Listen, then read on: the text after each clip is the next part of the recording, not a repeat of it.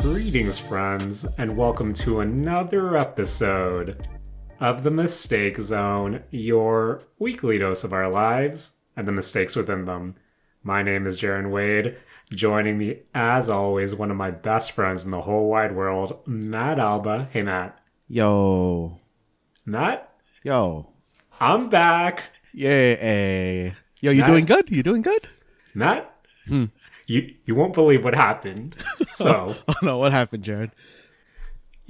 Granted, last week I was preparing for the mistake zone and, I went to go check the mail because, Matt, I have me some anime figs waiting for me. So I went to the mailbox.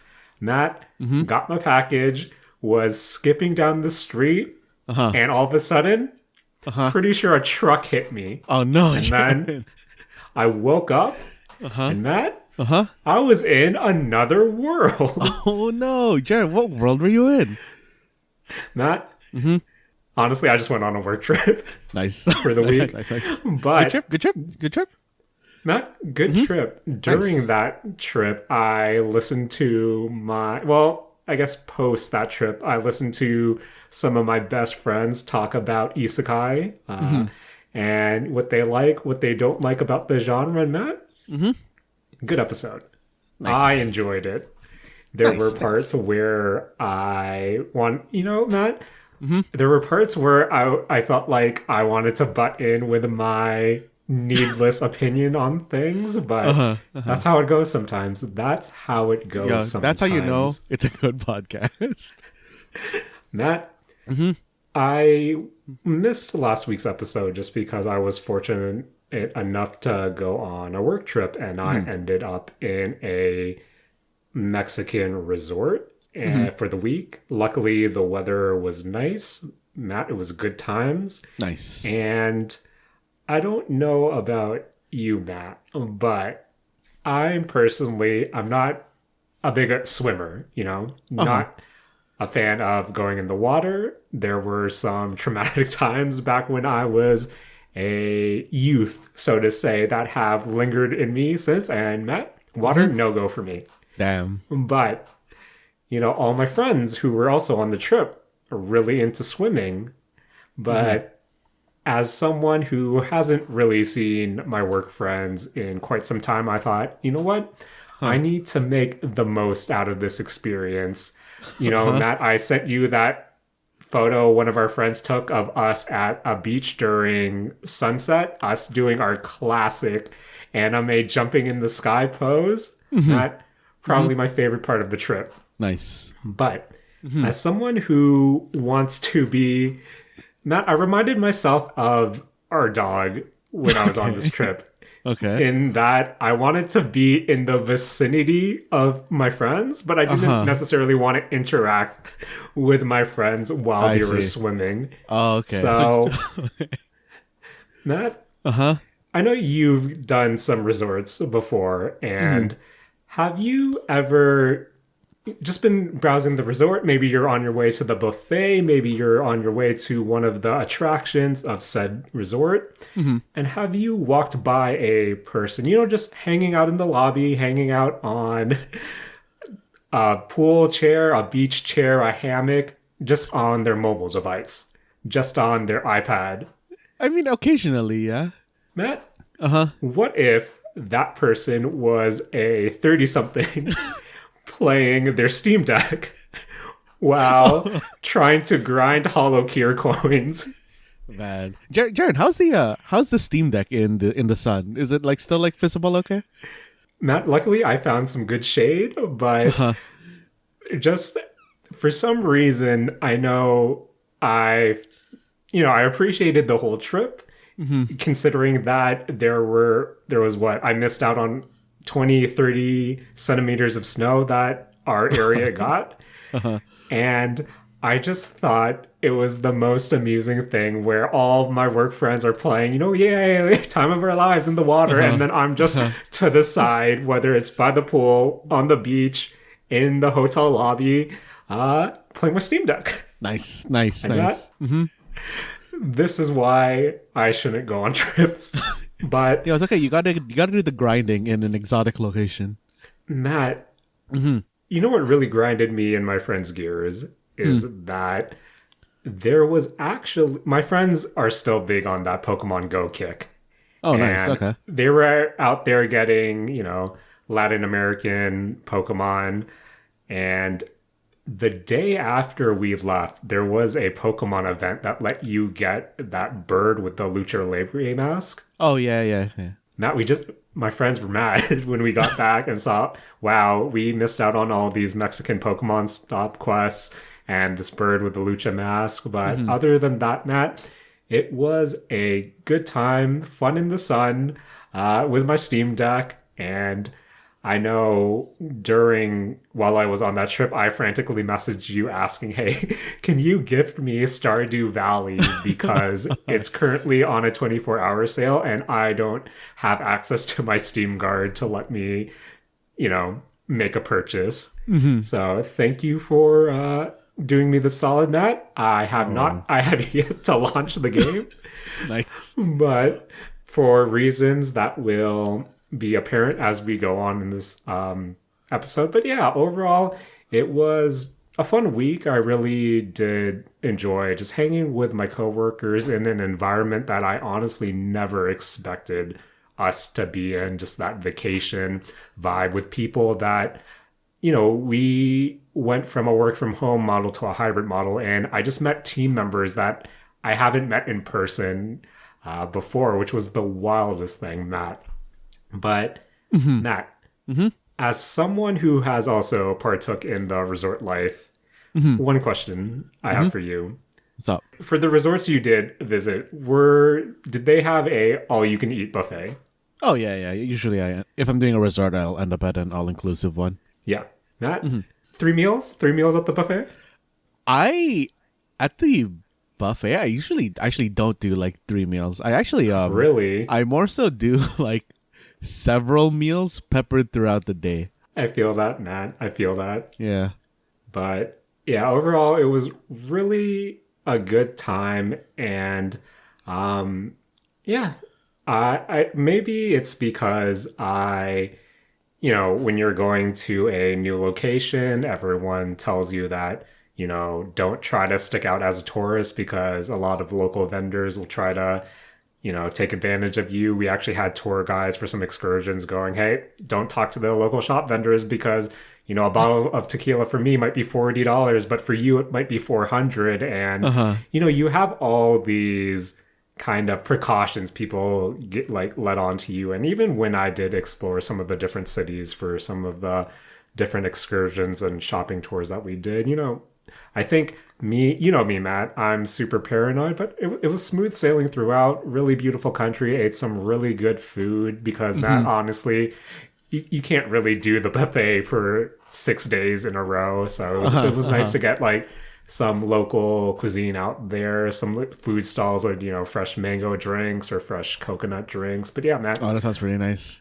overall good time, but it was kind of jarring to come home and see the 25, 30 centimeters of snow. Man. Yeah, you picked a good week to like disappear. But yeah, man, it was a good week, but I'm back here in the mistake zone. And Matt, before we get on to our mistakes that we partook in the last week, there's actually one thing that is kind of hot off the presses. I believe it just came out to theaters this week, and I'm talking about the new Michael B. Jordan movie, Creed 3. Matt, I know back in the day for Saturday Morning Arcade, you and our pal Noel did I believe, a spoiler cast for the original Creed. Correct me if I'm Yes. wrong. Yeah. But now we're in the third installment, and I'm gonna kind of get into it. But ever since the first movie, have you watched Creed 2? Do you plan on watching Creed 3? I have not watched Creed 2, and until you mentioned it to me when we were discussing the show, I didn't know that there was a Creed 3. Matt, the reason why I wanted to bring up Creed 3 is because this is essentially Michael B. Jordan's director debut. He directed Creed Oh, okay. 3, and when I was watching the movie for the first time, I thought, okay, you know what? This is a standard boxing movie. This is a standard, sporting movie. Matt, we all know what goes into a formulaic sports, medium or media piece. And as long as it hits all the things you expect, then more or less it's going to be an enjoyable sports experience. Granted. But Matt, I was watching the final fight of the film and it hit me just because the final fight of the film, Matt, goes into some more abstract, like without going into too many spoilers, like it's a lot more abstract than you would think it is, just in how the final fight is presented for at least maybe half the time. And then Matt, it hit me. Michael B. Jordan has gone on the record to say he's a big anime fan. And yes. Matt, when I watched the final fight of Creed 3, it dawned on me, Matt, Creed 3 is anime as hell. Like, is it actually? You can see the inspiration on its, like, when it finally hit me, and then afterwards I started reading up on it, and Michael B. Jordan, during the press run for the movie said straight up, the boxing anime, Hajime no Ippo, forgive me if I'm pronouncing that wrong, was a huge inspiration for him. Oh, man. And then in some of the final fight scenes, you have people showing, hey, this is a direct homage of a Cell versus Goku fight. Oh, here's an homage of a Naruto fight where there are some really good boxing punches that are framed in such a way that makes you go, oh, Michael B. Jordan is a weeb like me, and I can really appreciate this movie. Oh, damn, I need to watch this movie. But, Matt, honestly, I liked Creed 1 like you. I didn't watch Creed 2, but overall it was a really enjoyable movie. But, man, Matt, if you go in thinking, okay, this is a movie directed by an anime fan, I think you'll go in with an appreciation for it. But Matt, does this make you want to see the movie? Dude, I really want to see this movie now. You said you didn't watch Creed 2 and it's still held up okay? Like plot-wise? I think this is a really good standalone movie. And it does that thing where, this introduces a character from, Don's past that, how come this wasn't mentioned in Creed 1 or Creed 2, but it kind of makes sense to why this character, the character being Jonathan Major's character. And yeah, man, it's a story that stands alone. I enjoyed it a lot, but just my only piece of advice, look out for the different fights and see the different shots, because you can tell, man, this is anime as heck. Man. And without spoiling it, the stylistic choices for maybe like the first half of the last fight will make you go, that is a interesting take. But when you put it into the context of Michael B. Jordan has watched a lot of anime, then you would think, yeah, okay, this tracks. This tracks. Jaren, I'm like really excited now to one, watch this movie, but two, I'm now realizing that people our age are getting into kind of like the, I guess, roles of leading like producers and stuff like that. Yeah. Producers, directors, yeah. And now that you've like seeded the thought that some of these people are probably like super weebs, and they're going to be directing stuff, and hopefully like maybe now is when live action animes and those equivalents are going to become good. Man, we can only hope, Matt. We can only hope. But just two more things before we move on from Creed 2. First, I know I said this during when we talked about the Fast 10 trailer and Jason Momoa, but Matt, watching Creed 3, I say this while I was watching Creed 3, I was eating a big bag of popcorn with their artificial butter while also eating cola gummies. Nice. And prior to recording this pod, I ate a bunch of gingerbread cookies that we baked. But Matt, Watching Creed 3 and seeing both Michael B. Jordan and Jonathan Majors on screen being buff dudes. Matt, those specimens existing, not fair. Yeah, Not fair. I feel that. And to Matt, this is going to the only spoiler I'm going to give to Creed 3 is there's a part where Michael B. Jordan's character, Donnie, is on I believe it's the ESPN sports talk show First Take with Stephen A. Smith. And Matt, that show is a morning sports talk show from, you know, the little I engage with the ESPN talk shows. And during the movie, Donnie's antagonist, Jonathan Majors' character, Dame, calls in live. But Matt, Jonathan Majors' character is in his place calling in live at night. So I know to the normies that might not be a thing, but Matt had to stretch that broke my illusion of this film. But other than that, anime as heck, and I really enjoyed. But plus, I like a good boxing sporting movie. So if you don't have high expectations, I just go in with what you would normally expect from these movies, and I think you would be pleasantly surprised. But Matt, I'm really liking, I know this is still going into film, but I'm really liking this uprise of this Jonathan Majors. He's a guy that I've been loosely following for here and there, but just seeing him in Creed 3 be an absolute villain, I loved how I was in a villain that you know where he's coming from and you can kind of, sympathize with, which is my favorite villain. Yeah. But it was really amusing to go through all the post-discretion threads of Creed 3 and saying, wow, he really makes a better villain here than he did in the new Ant-Man movie. And Matt, for some reason, that made me feel really bad. Oh, man. But yeah, Creed 3 recommend, especially if you like anime like me. So check it out and see if you will think, oh, that's totally a DBZ shot, or that's totally a Naruto shot, because they exist, Matt. They exist. I mean, okay, before we get too far away from the movies, Jaren, last week's episode I did with the Kush, we talked about the big extra and how it's like no longer being made. And Jaren, that made me think of a kind of, maybe not like a weekly segment, but a new little bit that I want to do every so often on the Mistake Zone. And it's called I Wish It Wasn't a Mistake. And Jaren, ooh, now this is already hitting pretty close to home. Jared, in this small segment, I'm just going to complain about something that was either bad or is gone, or something along those lines. Something that made that thing a mistake.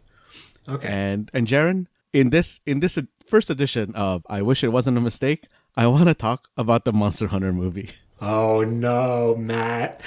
Okay. Jaren, especially coming off of that whole conversation that we just had about how anime nerds are now going to be directors.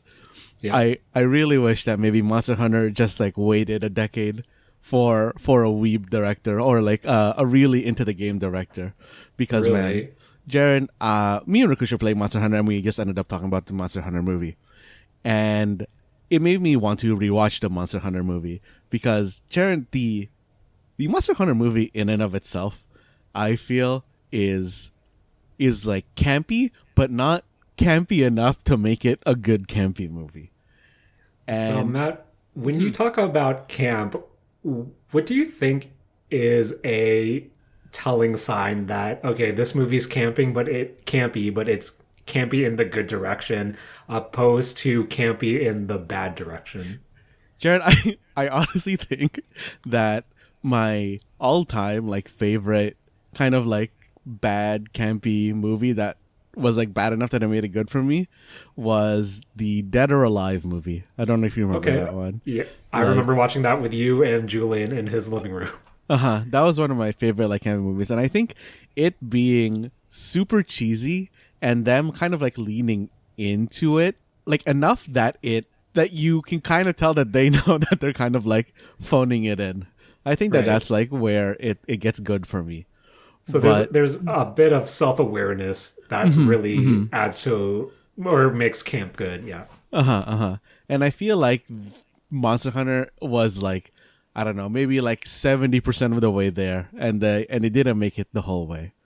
But Jaren, I really wish that this movie wasn't a mistake because, man, aside from the movie being like campy itself, the monsters in this like were rendered and done so well. Like Oh, really? yeah, Jaren, like even if like you're not gonna watch this movie, I think it's worth going onto Netflix and just scrubbing through it to see the monster designs. Like they are spot on. They look so good. They're so well animated. Like there's a particular shot of them kind of like showing a Rathalos, which is kind of like a dragon-ish monster in Monster Hunter, and it's just like breathing out kind of gassy fumes, and you know that it's about to just spark it as a fireball. And them just the kind of like thought that they're putting into the monster design and why it can like breathe fire instead of it just breathing fire magically is just so good. I really really love the monster design in Monster Hunter, and seeing it as a movie is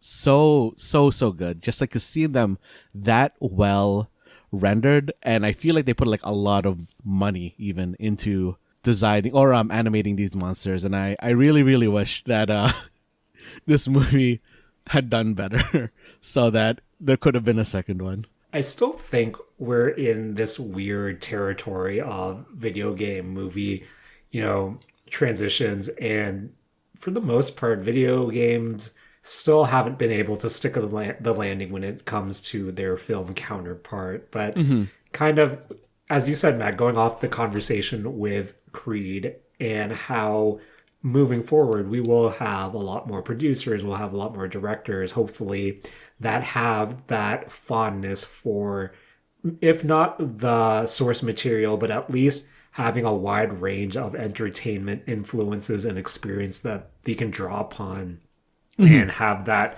translate into film is, and not just film, but just all media in general, is really exciting when you think about it. But like you said, Matt, we're still kind of a few years off from that. And honestly, who knows if something like that could be sold to the big production companies. But you would hope that if the Monster Hunter movie does have the monster part down, hopefully would you say the hunting part is what needs to work on for this to be a pretty good transition from video games to film? I actually didn't mind the hunting part. I think it was all the story between them, Right. which is what really really messed that movie up. I'm just guessing that the story is typical Hollywood, would you say A to double A action blockbuster type ordeal? Jared, the story the story of the Monster Hunter movie is an isekai story. Oh, right. Right. Man. Of course it would be.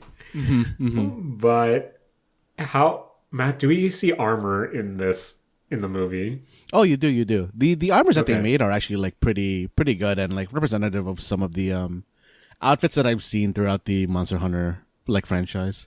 Okay. Everything was So actually for pretty accurate. It was like pretty good. But So I guess the details of the production is there. It's just the actual movie itself had a lot to be desired from. Okay.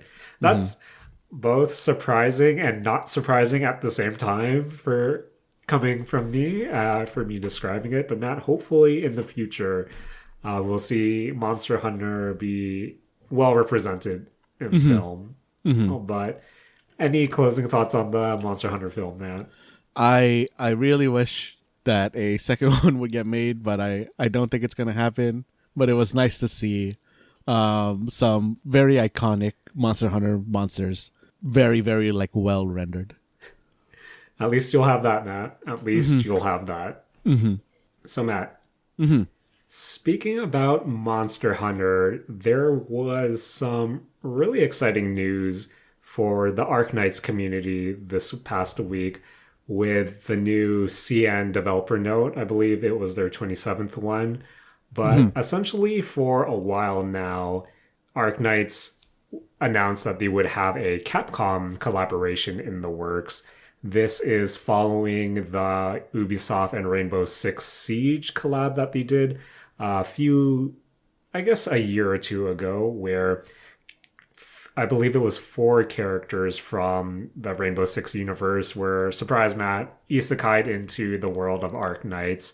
Uh-huh. And for the most part, they made it work just because, as you know, Arknights is this tactical tower defense game that has it's this weird pseudo future, yet this kind of like there's a military influence to some of the characters, but at the same time, there's a lot of fantasy elements to it as well. So I was really surprised that they were able to integrate the Rainbow Six characters that they chose and insert them seamlessly into Arknights. Part of that had their own limited side story as well, with them just kind of being accustomed to the world, and it was really well written for the most part, on par with what you would expect for the Arknights game. But yeah, for a while, all we knew in the Arknights community was there was going to be a collaboration with Capcom, and then it was announced that it would specifically collab with the Monster Hunter franchise. I know they showed off the first collaboration unit, which was the Terra Research Commission.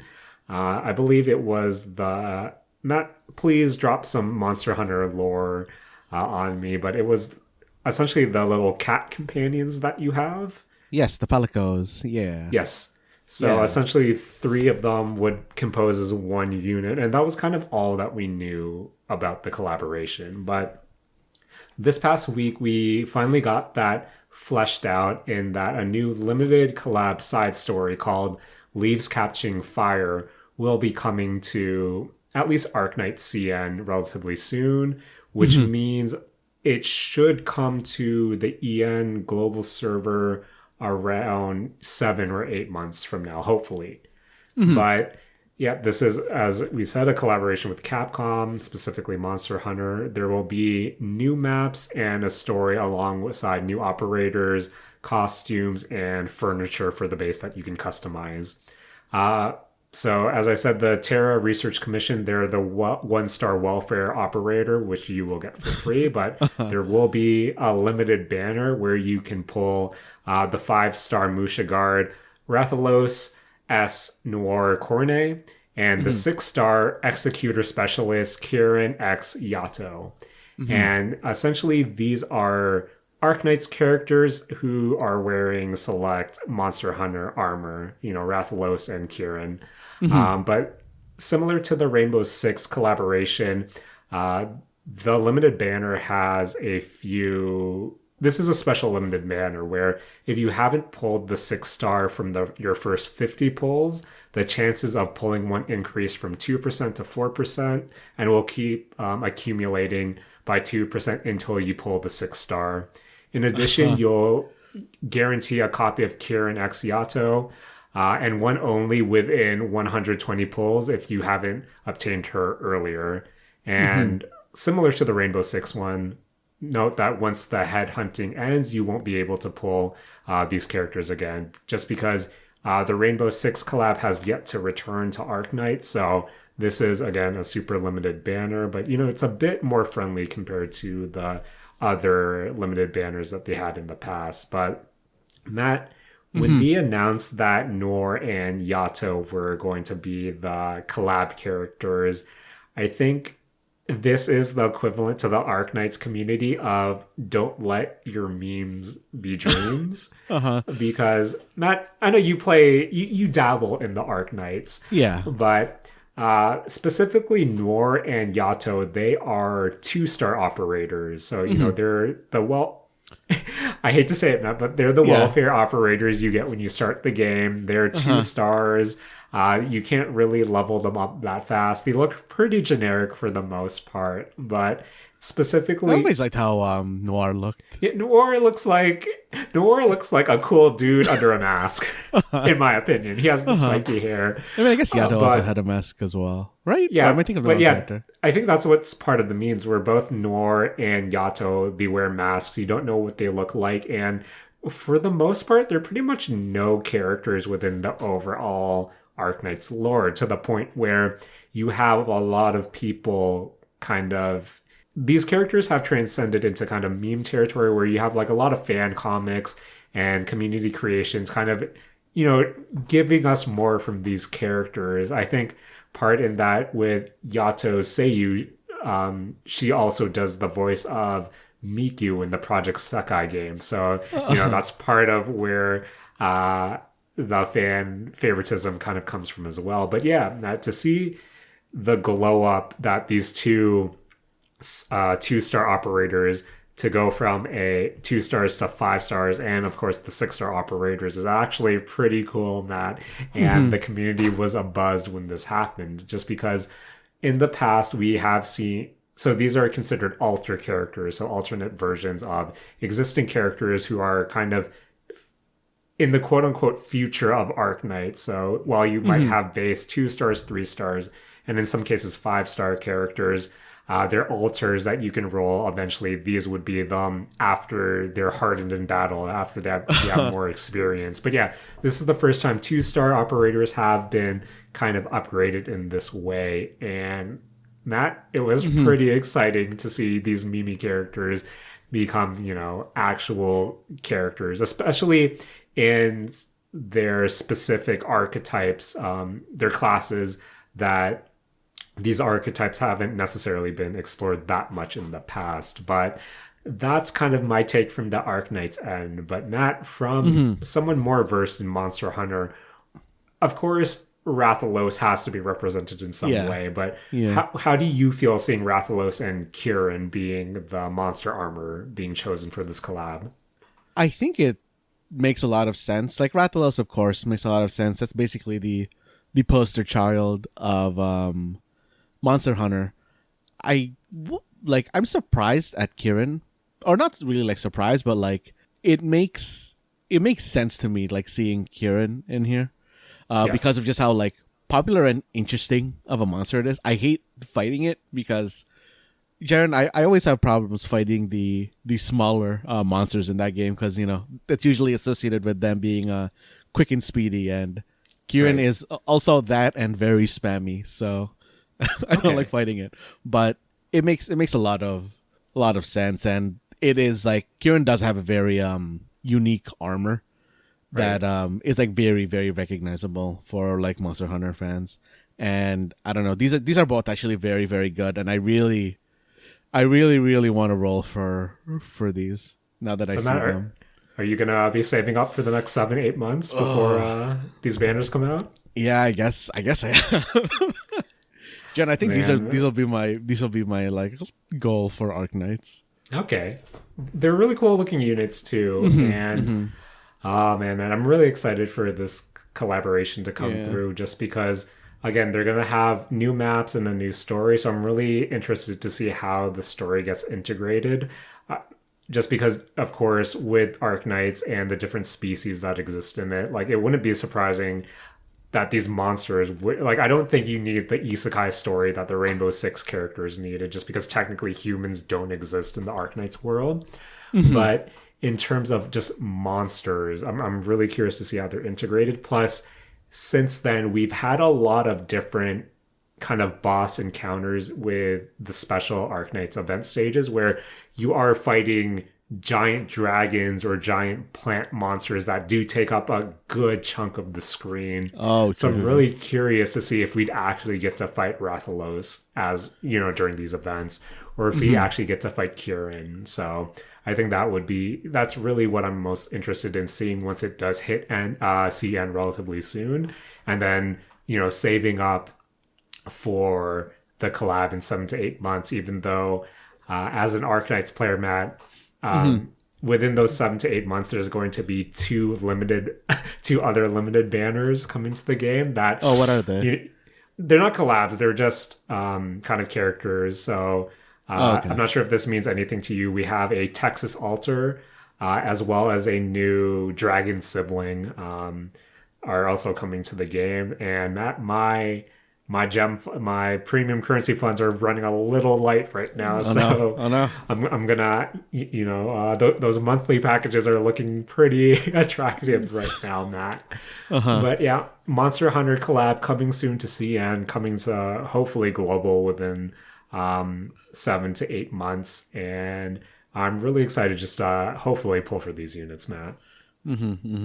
So Matt, Speaking about mobile game collabs, Matt, it you know me, Matt. I love me some Bang Dream Girls Band Party, and I come to you this week because, Matt, when I got back from Mexico, the Tokyo Revengers collab Oh yeah. started right off the bat.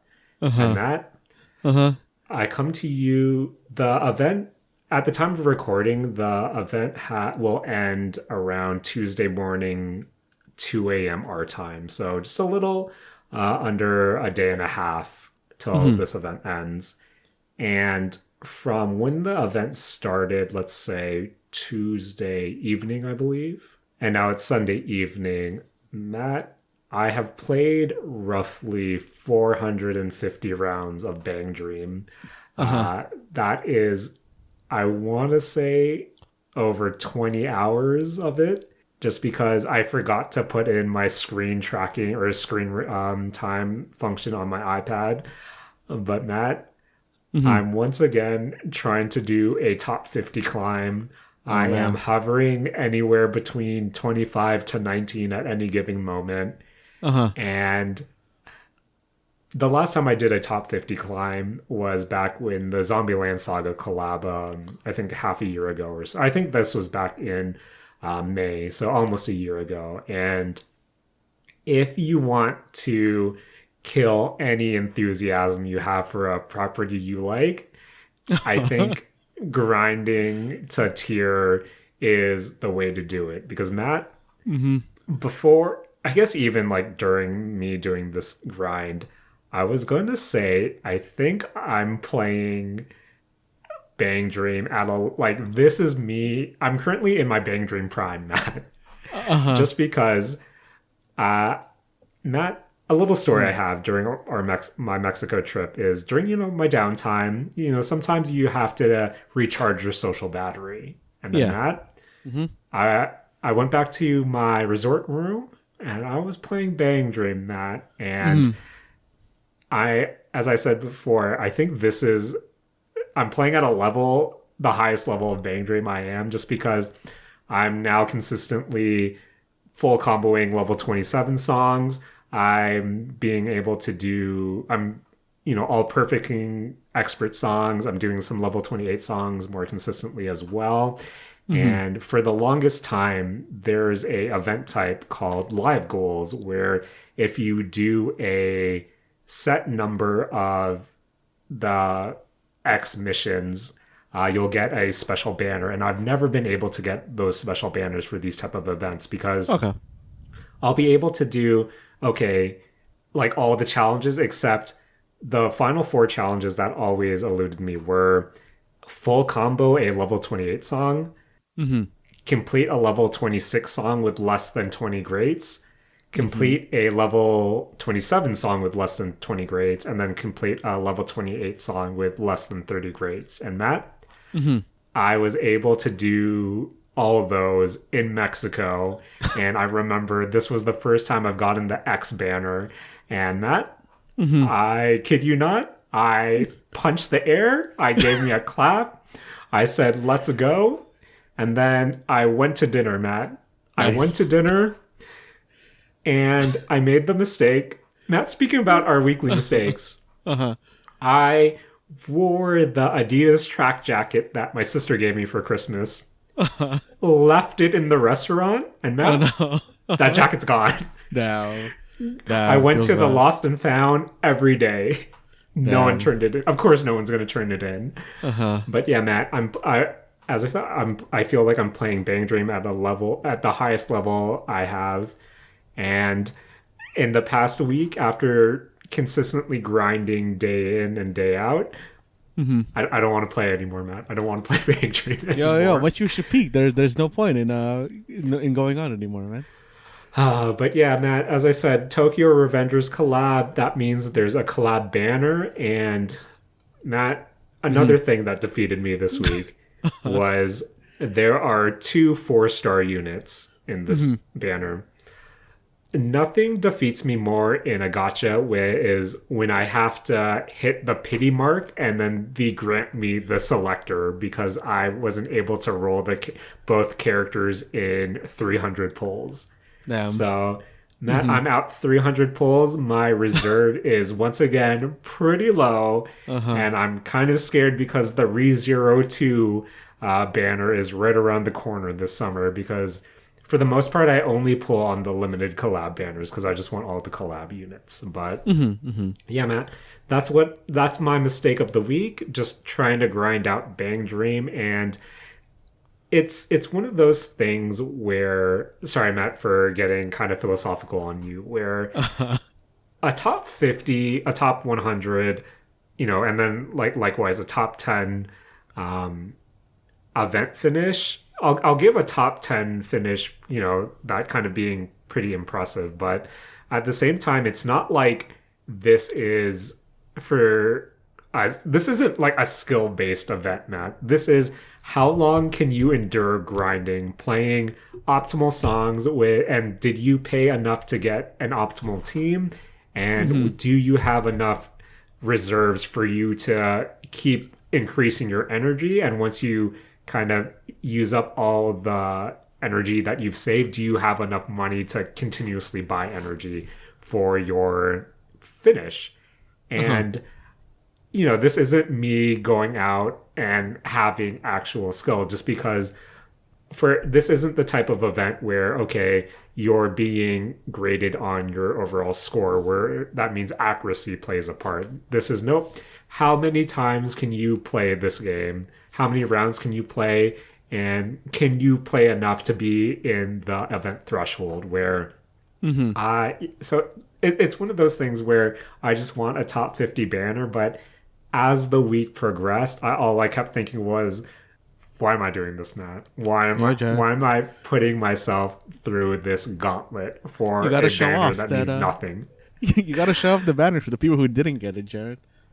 But man, Matt, before we move on, also in kind of doing this ladder grind or this event grind, I'm also kind of checking, where am I currently in the weekly rankings? How many points until the person ahead of me?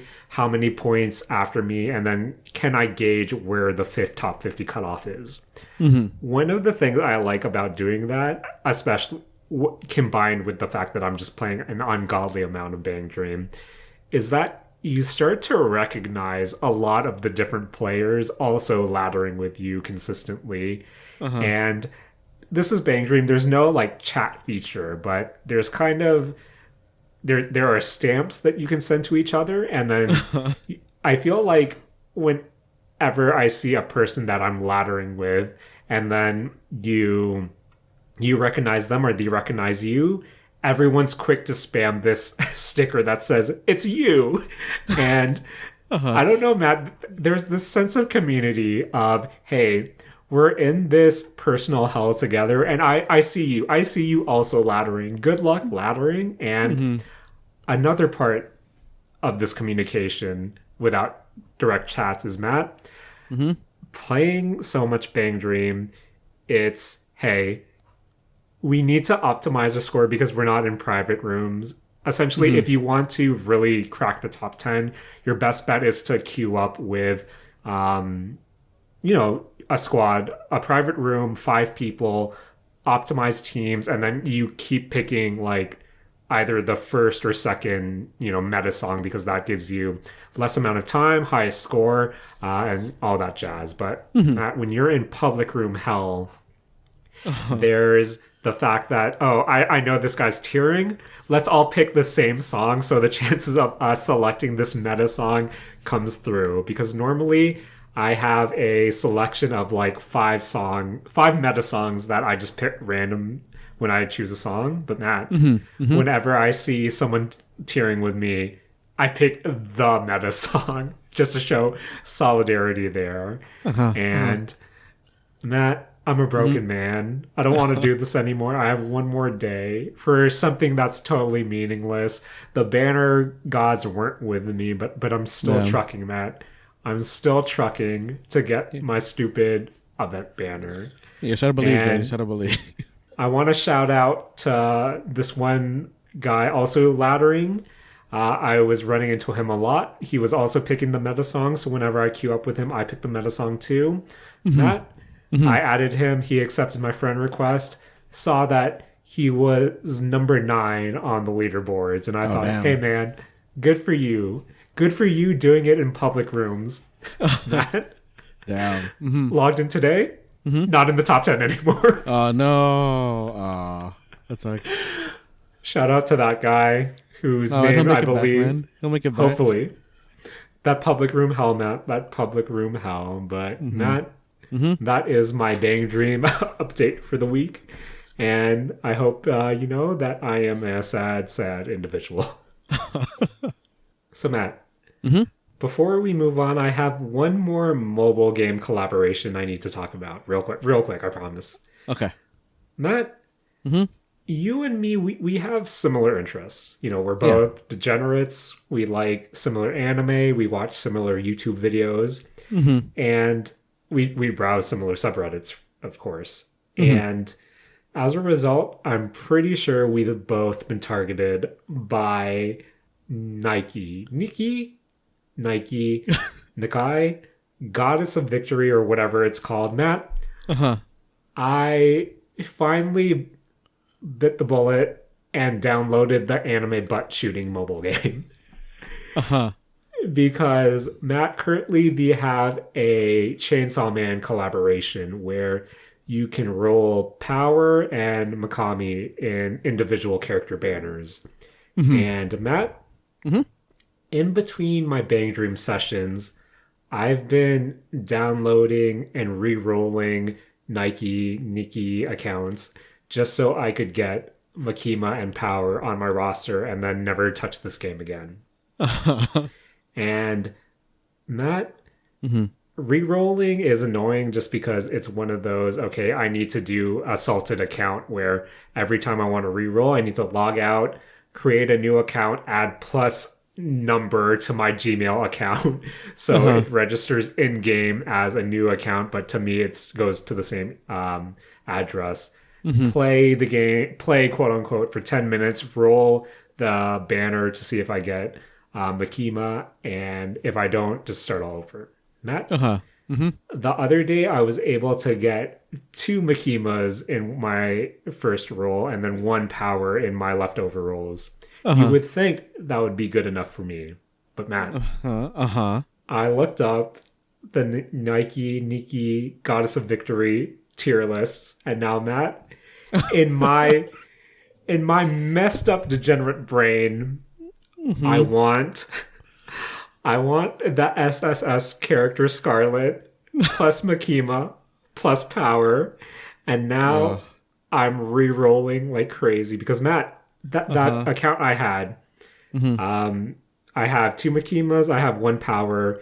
In my tutorial gacha, I was able to roll a Senti, who is essentially another SSS character, but Matt, her weapon is a rocket launcher. And then, so the way Nikke, I don't know how to pronounce it. I'm really bad at podcasting, if you haven't realized. It's a cover-based shooter in a way where your character automatically takes cover, and then when you touch the screen, she'll come out of cover, and then you can aim. You can free aim and then shoot whoever you're fighting.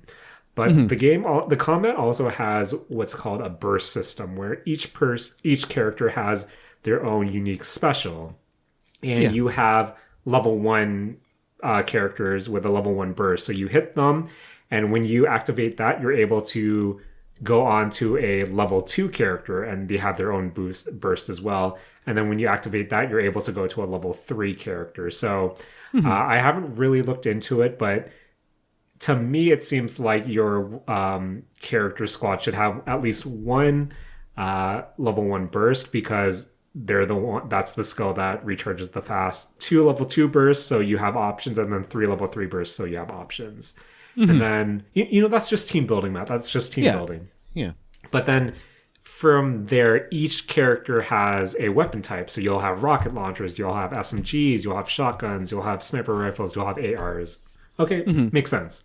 Yeah. So in that account that I rolled, I have N105 or whatever her name is. She's my level 1 burst, but she has a rocket launcher. I have Senti, who is, a SSS character, but she also has a rocket launcher. And then I also have Power, who, Matt, has a rocket launcher. Matt, that's just not good team comps. Yo, Jaren, you just gotta lean into that one-trick playstyle. And then I have Makima, who's a submachine gun user. But Matt, I need me that Scarlet because she has an AR, Matt, and then she has a good level 3 burst. But Matt, one, I don't know why I'm doing this because Makima's butt. She's like tier A. You know me, Matt. And I know you, Matt. We don't mess with the tier A's. If you're tier A, you might as well not exist. So I don't know why I keep re-rolling this stupid. Matt, what's wrong with me? Is the game good? No. No. It's I think it's a neat novelty. It's cool to be a cover shooter, but Matt, we all know why people are playing this game. It's for perverts like me. Yeah, and of course. It's for perverts like me because originally Makima launched and she wore a coat. The game had to patch in a new costume for Makima where she wasn't wearing her coat so you can see her Makima butt. Because Matt, everyone who plays this game is a pervert. So, of course. I don't know why it's in my head, Matt, that I need to roll a Scarlet or that Gairu, SS tier, AR user alongside my Makima and Power for a game I'm really not going to play after this event is done. So yeah, but you get to have it for next time. I get to sleep knowing that I have tier 50 in Bang Dream and I have a Makima plus Scarlet in my in an app that I uninstalled forever ago. But Matt, now I have returned to the mistake zone with a plethora of mistakes, and I am ashamed of myself. But there's no better place for me to share these mistakes, Matt. So thank you for listening to my unhealthy obsession with mobile game collaborations. Jared, that was a lot of gachas you went through. Matt, I don't know what's wrong with me. I don't know why I do. Matt, there are so many. You're going to talk about a new game that came out this week. Any normal co-host would say, okay, I'm also going to play this game so I can properly engage with you this week. But nope. I played my degenerate mobile games, but Matt, I promise I'll talk about Fortnite next week too. Man, Jen, when Fortnite introduces more gacha mechanics, you're gonna die.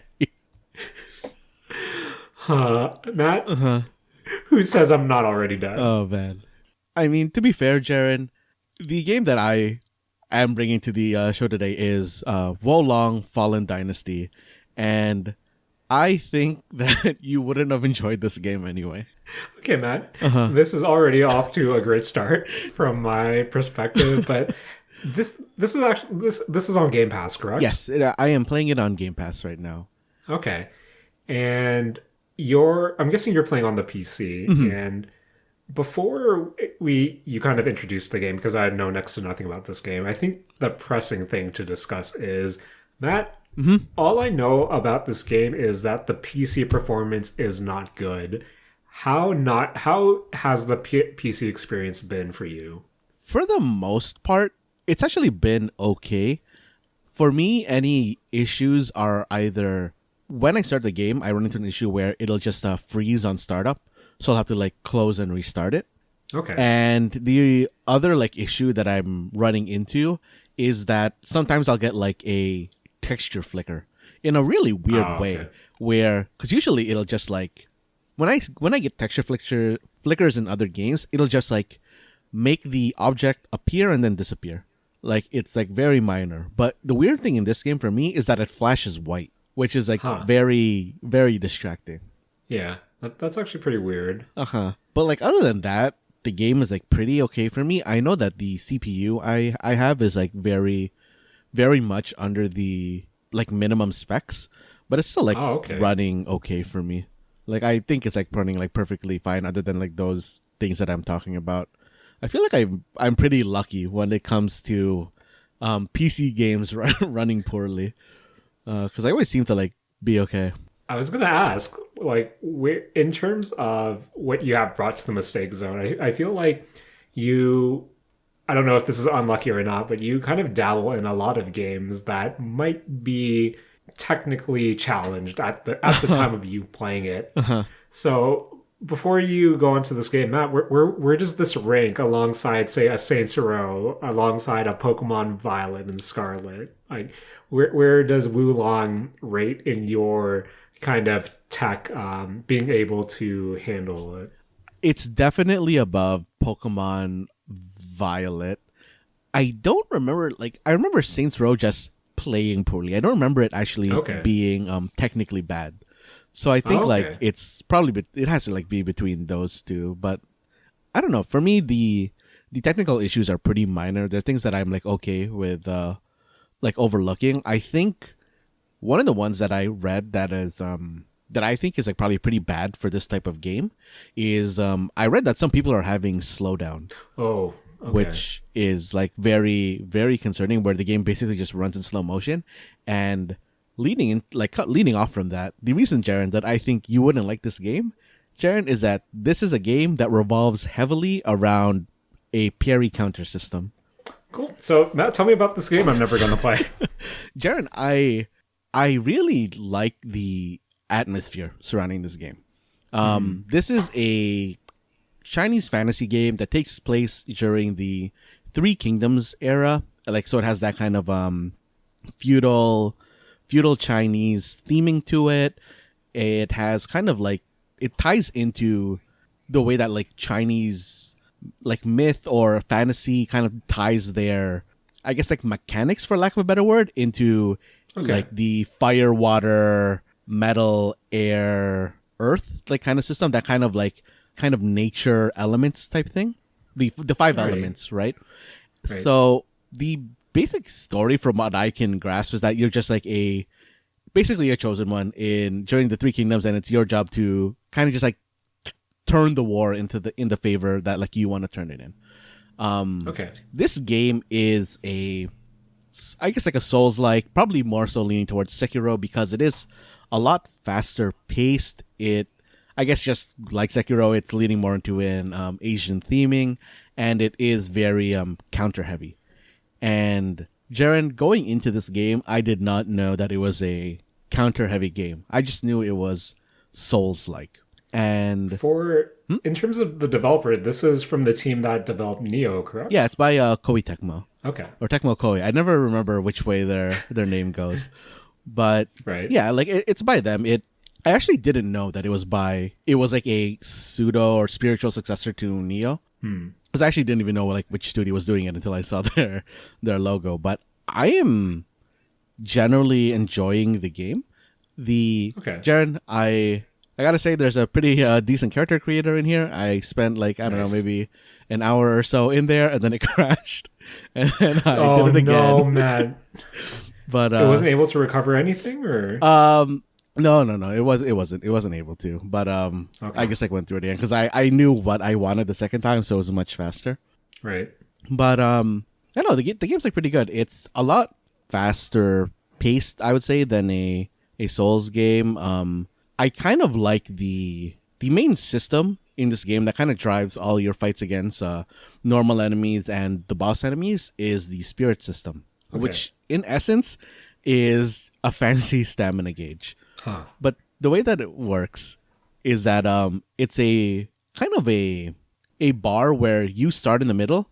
When you take aggressive actions, or when you like land aggressive actions, you gain spirit. When you cast spells or like just kind of dodge and you're not actually dodging anything, you're losing spirit. When you fill your spirit gauge to the top, you're kind of just enhancing your own stats. If you hit the bottom and an opponent hits you, you get stunned. And that's basically the dynamic that you're playing with throughout the game. you're also, every enemy also has that kind of same dynamic. So you're trying to lower their spirit gauge through attacking or parrying, and that will allow you to put them into a stun, and then you can finish them. That's basically the very quick gameplay loop for any fight that you're doing. So for a games like this, from what you described, is this a really, I guess for the most part, you have to be really active in it. Is there opportunity for you to be defensive in any way, or do you have to be constantly on your toes to get the most out of the combat system? I think you constantly have to be on your toes to get the most of the combat system. Right. It is very, very driven by you parrying. Okay. Because like not only does it give you the stats, or not only does it give you the spirit like boost for parrying properly, you also cause the enemy to lose spirit. You are able to do spirit attacks, which not only they don't lower the enemy spirit, but they shrink their like bar so that their threshold for breaking them is like closer. Okay. And that like all tying together is very, very like, it makes like a very, very tight like gameplay loop. Like fighting the bosses, I feel like in just comparing it to Dark Souls, because I think that's like the closest analogy that I can like link it to, is that I feel like in Dark Souls it's more a game of endurance for a lot of those bosses. Yeah. Where you're kind of just like waiting for an opening, and then you are going in, putting in some damage. And Yes. like a boss fight will probably take you like 2 or 3 minutes to do. As I'm going through the boss fights in this game, I'm finding that because it's so important to be able to parry, you are able to kind of just like go towards the boss himself and create your own openings a lot easier.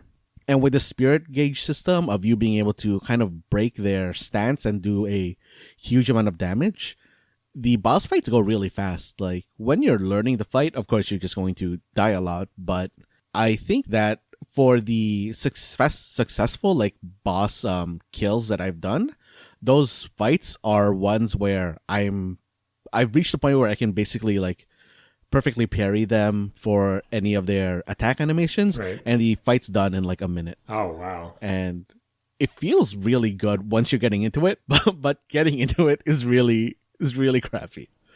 And, Okay. I know this kind of leads me to, I guess I have three questions overall for you in terms of Wulong. And I think you talking about the boss fights kind of leads into two of them. But my first question for you, Matt, is the parry system. Yes. Since you said it's so important to a game like Wulong. To me, as someone who is bad at parries, two things need to happen for me to think, oh, okay, this is a good parry system. One is the timing, where, for better or for worse, I would prefer something a lot more loosey-goosey, but, I understand that the key to a good parry system is the timing. And secondly for me is, how good does pairing feel like? Is there an oomph to it? Do you feel like the impact? So I guess my first question for you, Matt, is when it comes to the parry system,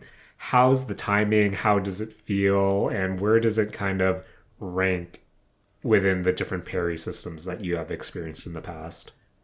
I think that the parry system in this game is pretty good. I actually have a lot of difficulty fighting human opponents in this game with regards to the parries. There's multiplayer, or no, I mean there is multiplayer. I haven't really done it because Jaren, I'm scared of them, so I disabled it. okay. For the human like enemies, one, they tend to be fighting you in groups, so in that situation parrying is already kind of like bad. But oh yeah, I don't like that. I don't like that. But they are a lot faster, so your parry opening isn't as big for their normal attacks.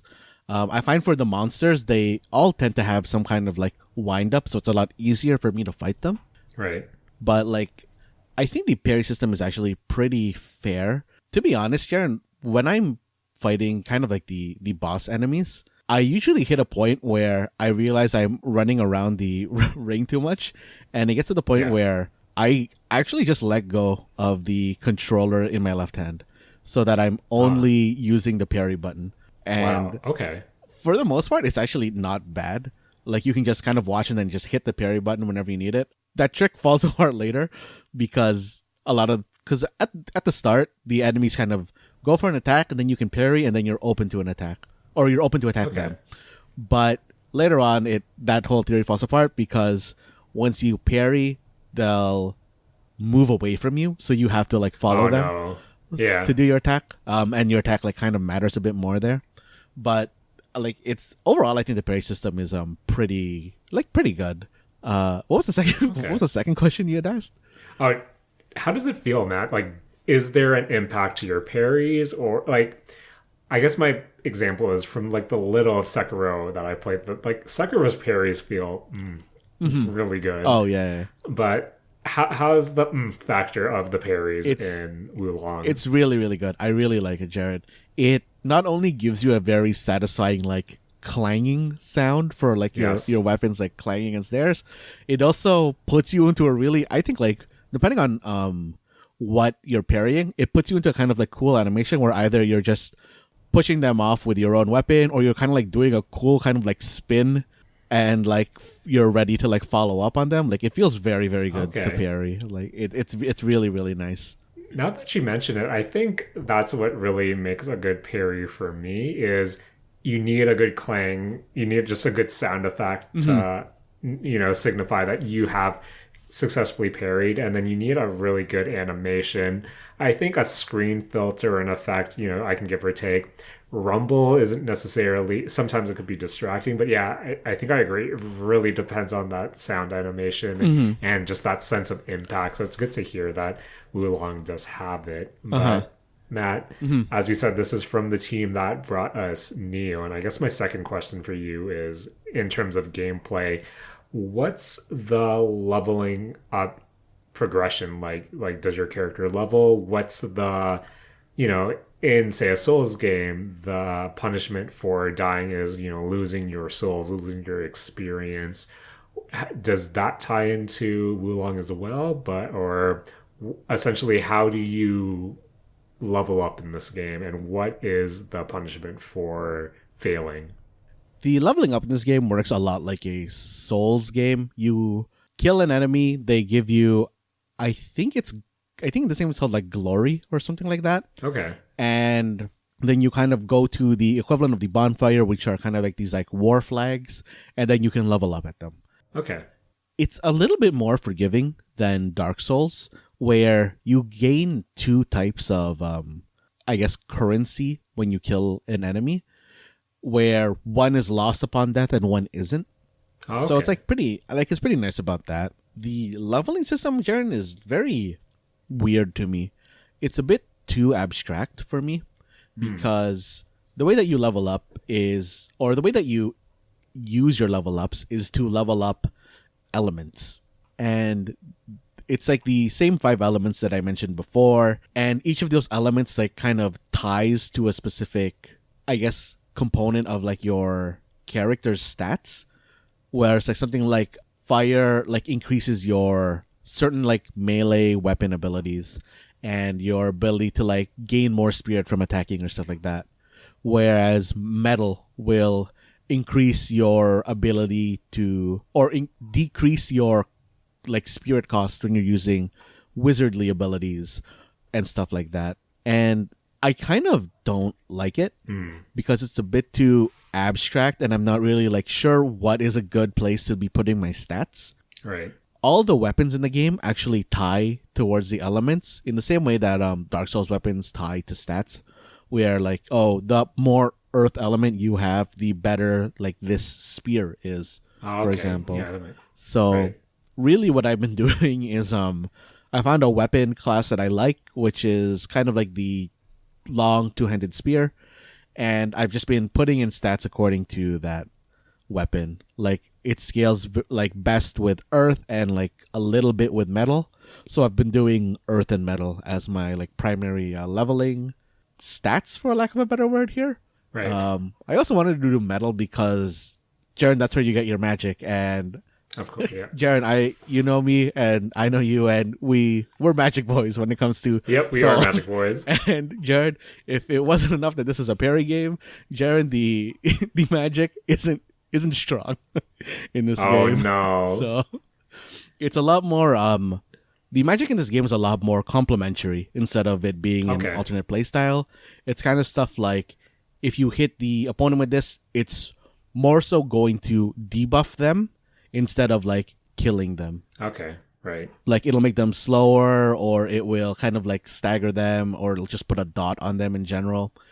Or it'll just like buff you in some way. Okay. Which I feel like all of these like spells kind of lean very well and like kind of mesh together very well for the type of gameplay that it seems like this game is trying to create. Right. One thing I really don't like about the UI for this game, actually, Jaren, now that I'm thinking about the magic, is that I'm playing this with the controller. So the way that you do the magic is that it's the type of system where you hold right trigger or right bumper, depending on what you want to do, and then you press the face button, and it correspondingly there's like a UI on screen that shows you just like what spells you've assigned to those buttons. Yes.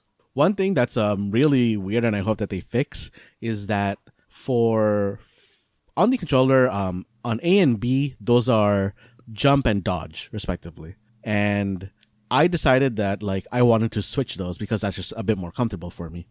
So I ended up switching them to the controls. And the weird thing about the UI is that instead of those spells being tied to the face buttons themselves, it seems more like they're tied to the action that was assigned to those keys. Oh, okay. So now, like, for example, in the original, like, control scheme, jump is on the right face button. And since I switched it to the bottom face button, if I want to cast magic, I have to press the bottom face button to cast the magic that's in the right face button slot on the screen. That's so bizarre. I don't like that. Yeah. That's really bizarre. Which I think really is just more of an oversight in how they were like kind of programming the game. But like I hope that's fixed because like it's a little jarring. Like I've gotten used to it, but I'm assuming that I'm not going to read patch notes one day and they're going to fix that and I'm not going to know what's happening or why I'm like not casting my magic correctly. But man, that's so odd to me. Wow. Mm-hmm. Yeah. Yeah. Hopefully that's something that can be patched. Yeah. But Matt, you went through parries, you went through the combat.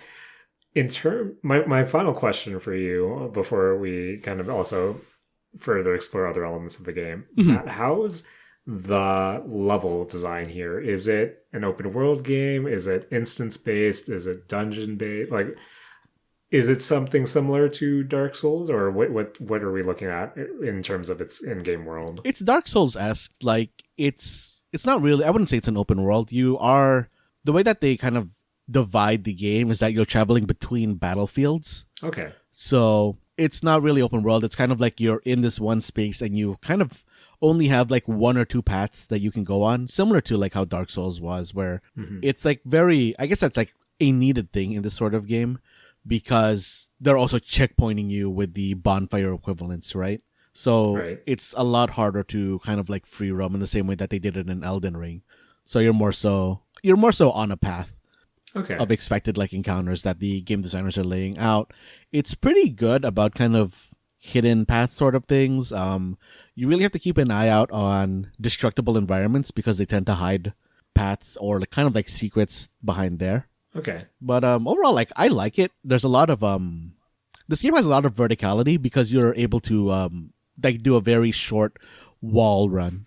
So there's some like shortcuts you can take where you kind of just like going up a like house and then you're kind of just like running across the roofs for a bit.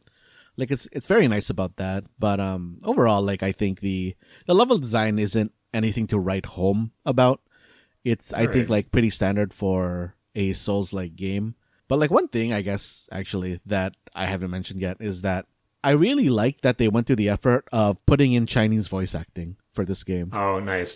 Because that really leans into the whole like it taking place during like the Chinese Three Kingdoms sort of era. And I was very, very, I don't know if concern is the right word, but like worried that it would only have English and Japanese just because it's like coming from Tecmo Koei. Right. But production wise, it's pretty good. So, production wise, it's great, yeah. Jaren. Like the weapons all like having kind of generally unique looks between them having like their own skills tied to them, which is like a very nice kind of reason to look at other weapons, even if you're looking between like the same class of weapons. The armors are all like they all have their own graphics to them. I haven't gotten to a point where I can like dye them, so I don't know if that's a thing. But like Okay. if you could, that'd be sick. But yeah, like overall, like I really like the design of everything. It has a very nice aesthetic to it. So in terms, I know Matt previously in this episode you talked about Monster Hunter monsters. How is the enemy design? How, and then you said there are humans, but there are also different monsters that you're able to fight. How are the essentially those non-human characters? How are the bosses? How do they look? How are their animations? And is that something that's also notable to you?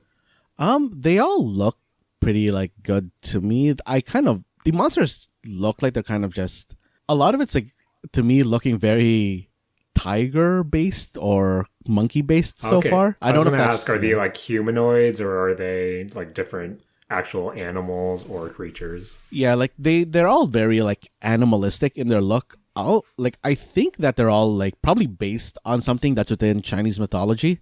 But I really don't have too much of a base on like Chinese monsters to for sure know. But there's a lot of Okay. like there's a lot of like of course just it being this type of game like there's a lot of like dragon imagery going on. There's a lot of I guess going back to Arknights, a lot of like Kirin imagery like kind of going on, and I don't know. Yeah. There's a lot of like nice kind of mystical looks to the monsters and like the demonizing of like the monsters and the kind of I don't know if this is spoilers, but I mean the crossing of like humanoid demon or humans like fusing with demons is like very well done as well. Okay. And like I don't know, Cool. the aesthetic in this game I think is like top notch. If only they weren't like flickering white every so often, Yeah. it'd be really really good. Hopefully we can patch that. Mm-hmm. But okay, man, how long have you played so far and do you roughly know how long the game is? Oh man, Jaren, I went to go onto the Xbox, like the Game Pass launcher, and it does not have a how long to beat on it. So Oh I have no man. idea how long this game is, but I put like 6 hours into this game, so it's Okay. an okay amount. A fair chunk. Yeah. I think I'm gonna keep going with it for a bit until I really hit that hard wall, and Okay. I'll let you know what's going on with this game after that. Oh man. I know this is something that it's on Game Pass, so it's like the barrier to entry is like non-existent if you're subscribed there. So I think it's still something I might check out just for the vibes, Matt, just to see if this is really not a game for me. But from what you've described for it, it sounds at least from a production standpoint really cool. And anything else that really stood out to you in your time playing with it? I can't really think of anything else. Like I really like this game so far. I do wish that there was more usable magic I could use to like choose my way through this game, but I fully understand why it isn't in there. Okay, Matt. So that was Wulong Fallen Dynasty, also available on Steam, I believe on the PlayStation as well. I believe that this runs better on the consoles because, Matt, I'm looking at the Steam reviews right now. Not great, not great, but hopefully that's something that they can, fix with some hot fixes and some patches coming up. Just because, yeah, from what you said during your time with the game, it sounds really solid. The production is definitely there, and of course, it's on Game Pass, so I think I am really tempted to check it out. But Matt, I have returned to the mistake zone, and I apologize for bringing with me some beefy episodes. But Matt, went through a lot. We went through a lot this episode. We went through Creed 3 and its anime inspiration. We talked about the Monster Hunter movie. We talked about the upcoming Arknights Monster Hunter collab. I talked about how I am a sad, sad boy when it comes to banging Dream Girls Band Party and Nikke, Goddess of Victory. And we closed off again with your time with Wulong Fallen Dynasty. And Matt, as always, I want to thank you for not only joining me on the Mistake Zone, but you and Rakush for holding it down last week as you explored some isekai. I want to thank Michael B. Jordan for being a weeb like me. Man. He's just like us, Matt. He's just like I'm us. really excited to watch that movie. I want to thank Rathalos. I want to thank all the homies for spamming "It's You" stickers in Bang Dream when we recognize each other. I want to thank Makima's coat for trying. And I want to thank good parry systems, Matt. But yeah, that has been another beefy episode of the Mistake Zone. And Matt, please take it away. This has been the Mistake Zone, and we're all out of Matthew Muscoat. It's a good coat, Matt. It's a good coat.